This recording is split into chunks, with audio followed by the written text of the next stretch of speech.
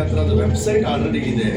ಹೊಸದಾಗಿ ಇವತ್ತು ಯಾತ್ರಾ ನ್ಯೂಸ್ ಅಂತ ನಿಮಗೆ ಸ್ಥಳಗಳ ಪರಿಚಯ ಇರ್ಬೋದು, ಸ್ಥಳಗಳ ಮಾಹಿತಿ ಇರ್ಬೋದು, ಅಥವಾ ಅಡಿಗಾಸ್ ಯಾತ್ರಾದ ಪ್ಯಾಕೇಜ್ಗಳಿರ್ಬೋದು, ಆ ನ್ಯೂಸ್ ವೆಬ್ಸೈಟ್ನಲ್ಲಿ ಸಿಗ್ತದೆ.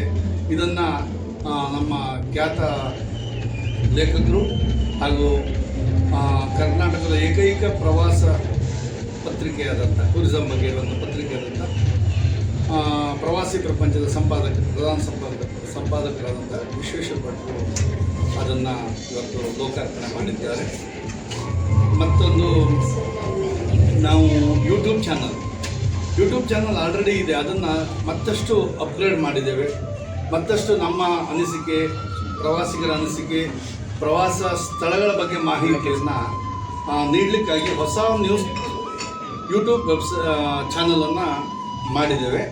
ಅದನ್ನು ಖ್ಯಾತ ಚಲನಚಿತ್ರ ಅಭಿನೇತ್ರಿ ಅದಿತಿ ಪ್ರಭುದೇವ ಅವರು ಮಾಡಿದ್ದಾರೆ, ಅದನ್ನು ಲೋಕಾರ್ಪಣೆ ಮಾಡಿದ್ದಾರೆ. ಹಾಗೆ ನಮ್ಮ ಮತ್ತೊಂದು ಹೊಸದಂದರೆ ನಮ್ಮ ಬ್ರೋಷರ್ ರಿಲೀಸ್, ಈ ವರ್ಷದ 32ನೇ ವರ್ಷದ ಬ್ರೋಷರನ್ನು ಶ್ರೀಯುತ ನಮ್ಮ ವಿಧಾನ ಪರಿಷತ್ ಸಭಾಪತಿಗಳಾದಂಥ ಶ್ರೀ ಬಸವ ಅವರು ಇವತ್ತು ಅದನ್ನು ಬಿಡುಗಡೆ ಮಾಡಿದ್ದಾರೆ.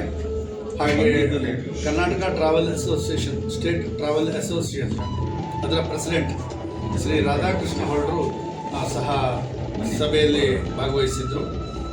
ಹಾಗೆ ಇವತ್ತು ನಮ್ಮ ಬಹಳಷ್ಟು ಜನ ಪ್ರವಾಸಿಗರು ಒಳಗಡೆ ಕೂತ್ಕೊಳ್ಳಿಕ್ಕೂ ಜಾಗ ಇಲ್ಲ, ಅಷ್ಟು ಇದ್ರೂ ಹೊರಗಡೆ ಇದ್ದು ನಮ್ಮ ಈ ಕಾರ್ಯಕ್ರಮಕ್ಕೆ ಬಹಳಷ್ಟು ಏನಂದರೆ ಬೆಂಬಲವನ್ನು ಕೊಟ್ಟಿದ್ದಾರೆ. ಮತ್ತು ನಮ್ಮ ಸಂಸ್ಥೆಯ ಈ ಪ್ರವಾಸಿಗರನ್ನೆಲ್ಲ ನೋಡಿದ ನಮಗೆ ಬಹಳ ಹೆಮ್ಮೆನೂ ಆಗ್ತದೆ. 32 ವರ್ಷಗಳ ಕಾಲ ಯಶಸ್ವಿಯಾಗಿ ನಡೆಸ್ಕೊಂಡು ಬರೋದಂದರೆ ಒಂದು ಬದಲಾವಣೆ ಆಗಿದೆ ಅಂತ ಲೆಕ್ಕ. ಯಾಕಂದರೆ 32 ಇಯರ್ಸ್ ಆದಮೇಲೆ ಅವ್ರದ್ದು ಇವತ್ತಿನ ಒಂದು ಈ ಪ್ರೋಗ್ರಾಮು, ಅವರ ಅಂಕಿಅಂಶಗಳು, ಅವರನ್ನು ಹೆಮ್ಮೆ ಪಟ್ಟು ಅವ್ರ ಜೊತೆಗೆ ಸೇರ್ಕೊಂಡು ಬಂದಂಥ ಅವರ ಕ್ಲೈಂಟ್ಗಳು, ಅಂದರೆ ಅಷ್ಟೊಂದು ಜನ ಗೆಸ್ಟ್ಗಳು ಕೂಡ ಅವ್ರ ಜೊತೆಗಿದ್ದಾರೆ. ಅಷ್ಟು ಪ್ರವಾಸಿಗಳು ಕೂಡ ರೆಗ್ಯುಲರ್ ಆ ಟ್ರಾವೆಲನ್ನು ಉಪಯೋಗಿಸ್ತಾ ಇದ್ದಾರೆ. ಅಷ್ಟೊಂದು ಬಳಕೆದಾರರನ್ನು ಇಟ್ಕೊಂಡಿದ್ದಾರೆ ಅಂದರೆ ಅವರ ಸಾಮರ್ಥ್ಯ ಬೆಂಗಳೂರಲ್ಲಿ, ಕರ್ನಾಟಕದಲ್ಲಿ ಅಷ್ಟೊಂದು ಚೆನ್ನಾಗಿದೆ ಅಂತ ಲೆಕ್ಕ. ಯಾಕಂದರೆ ಈಗ ಬೇಕಾದಷ್ಟು ಹಿಂದೆ ಇಷ್ಟೊಂದು ಕಾಂಪಿಟೇಷನ್ ಇರಲಿಲ್ಲ. ಈಗ ಆನ್ಲೈನ್ನಲ್ಲಿ ಬೇಕಾದಷ್ಟು ಟ್ರಾವೆಲ್ ಏಜೆನ್ಸಿಗಳಿದೆ, ಮೇಕ್ ಮೈ ಟ್ರಿಪ್ ಆಗಿರ್ಬೋದು, ಬೇರೆ ಬೇರೆ ಟ್ರಾವೆಲ್ ಸಂಸ್ಥೆಗಳು ಬಂದಿದೆ. ಅಂಥ ಟ್ರಾವೆಲ್ ಸಂಸ್ಥೆಗಳು ಕೂಡ ಇದ್ದರೂ ಕೂಡ ನಮ್ಮ ಒಬ್ಬರು ಟ್ರೆಡಿಷನಲ್ ಆಪರೇಟರು, ಕರ್ನಾಟಕದ ಆದಂಥ ಅಡಿಗಾಸ್ ಸಂಸ್ಥೆ, ಅವರ ಮಿಸ್ಸಸ್ ಅವರು ಕೂಡ, ಆಶಾ ಅಡಿಗ ಅವರು ಕೂಡ ಅವರ ಒಟ್ಟಿಗೆ ಸಹವರ್ತಿಯಾಗಿ ಸೇವೆ ಕೊಡ್ತಾ ಇದ್ದಾರೆ. ಆಮೇಲೆ ಅವರ ಮಗ ಕೂಡ ಸೇವೆ ಮಾಡ್ತಾ ಇದ್ದಾರೆ. ಎಲ್ಲ ಒಂದು ಕುಟುಂಬನೇ ಸೇರಿಬಿಟ್ಟು ಕೆಲಸ ಮಾಡ್ತಾ ಇದ್ದಾರೆ. ಅಂತಾರಾಷ್ಟ್ರೀಯ ಮಟ್ಟದಲ್ಲಿ ಮತ್ತು ರಾಷ್ಟ್ರೀಯ ಮಟ್ಟದಲ್ಲಿ ಕೂಡ ಪ್ರವಾಸೋದ್ಯಮದ್ದು 3.5 ಲಕ್ಷ ಜನಕ್ಕೆ ಅವರು ಇಷ್ಟವರೆಗೆ ಸೇವೆ ಕೊಟ್ಟಿದ್ದಾರೆ ಅಂತ ಹೇಳಿದ್ರೆ ಅದಷ್ಟು ಸುಲಭವಾದಂಥ ಕೆಲಸ ಅಲ್ಲ. ಯಾಕಂದರೆ ಪ್ರತಿಯೊಬ್ಬರಿಗೂ ಕೂಡ ಸ್ಯಾಟಿಸ್ಫೈ ಆಗಬೇಕಾಗತ್ತೆ. ಈ ಟೂರ್ ಆಪರೇಷನ್ನಲ್ಲಿ ಸ್ಯಾಟಿಸ್ಫೈ ಆಗಬೇಕಾಗುತ್ತೆ.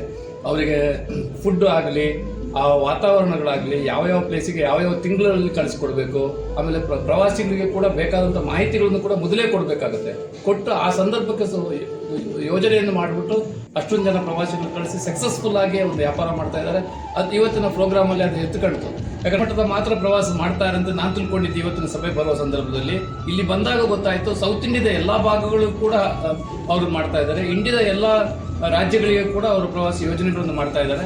ಅವರು ಗ್ರೂಪ್ ಆಗಿ ಟೂರ್ಗಳನ್ನು ಕರ್ಕೊಂಡು ಹೋಗ್ತಾ ಇದ್ದಾರೆ. ಇಂಡಿಯಾದ ಎಲ್ಲ ಪ್ಲೇಸ್ಗಳು ಕರ್ಕೊಂಡು ಹೋಗ್ತಾರೆ. ಕರ್ನಾಟಕದಲ್ಲಿ ಕೂಡ ಅವರು ಡೊಮೆಸ್ಟಿಕ್ ಟೂರ್ ಕೂಡ ಮಾಡ್ತಾ ಇದ್ದಾರೆ.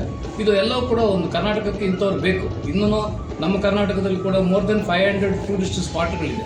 ಅಂಥ ಯಾತ್ರಾ ಜಾಗಗಳಿಗೆಲ್ಲ ಕರ್ಕೊಂಡು ಹೋಗ್ಲಿಕ್ಕೆ ಒಳ್ಳೆ